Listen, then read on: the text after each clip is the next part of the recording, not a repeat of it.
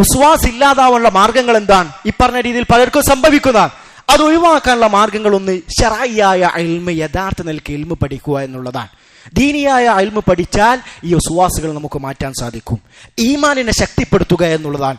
ഈമാനെ ശക്തിപ്പെടുത്താൻ ധാരാളം കാര്യങ്ങൾ മുമ്പൊക്കെ നമ്മൾ സൂചിപ്പിച്ചതാണ്. ഖുർആനോത്തും ദിക്റുകളും അങ്ങനെ പല കാര്യങ്ങളുമുണ്ട്. നമ്മുടെ ഈമാനെ ശക്തി പകരാൻ പല കാരണങ്ങളുമുണ്ട്.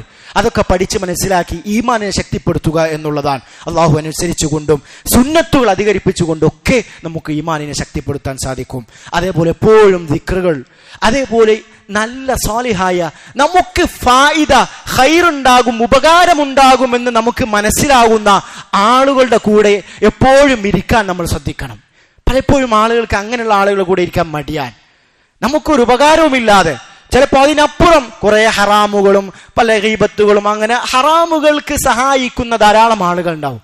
അതിനൊക്കെ വിട്ടു നിന്നുകൊണ്ട് എനിക്ക് ഖൈർ ലഭിക്കും, ഇരുന്നാൽ എനിക്കൊരു ഫായിദ ഉണ്ടാവും, ഹറാം അവൻ്റെ അടുത്ത് നിന്ന് കേൾക്കേണ്ടി വരില്ല, എനിക്ക് എൻ്റെ ഈമാനിന് വലിയൊരു ഗുണമുണ്ടാകും എന്ന് മനസ്സിലാക്കുന്ന ആളുകളുമായിട്ട് എപ്പോഴും ബന്ധമുണ്ടായിക്കൊണ്ടിരിക്കുക.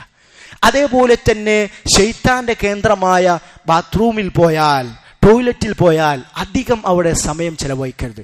ആവശ്യത്തിൽ അധികം അവിടെ സമയം ചെലവഴിക്കരുത്. നമ്മുടെ ഔറത്ത് ഒളിവാക്കി നിൽക്കുന്ന അവസ്ഥയാണ്. അവിടുന്ന് ആവശ്യം കഴിഞ്ഞാൽ ഉടനടി ആ ശൈത്താന്റെ കേന്ദ്രത്തിൽ നിന്ന് പുറത്തിറങ്ങണം. ഇങ്ങനെയൊക്കെ ചെയ്താൽ ഈ വിശ്വാസിൽ നിന്ന് നമുക്ക് രക്ഷപ്പെടാൻ സാധിക്കും. ആ വിശ്വാസിൽ രക്ഷപ്പെടാൻ സാധിച്ചാൽ നിസ്കാരത്തിൽ നമുക്കത് ഖുശൂ ഉണ്ടാക്കിയെടുക്കാൻ നമുക്ക് സാധിക്കും. അപ്പൊ ഇതൊക്കെ നമ്മൾ ശ്രദ്ധിക്കുക. അഖൂലു ഖൗലി ഹാദാ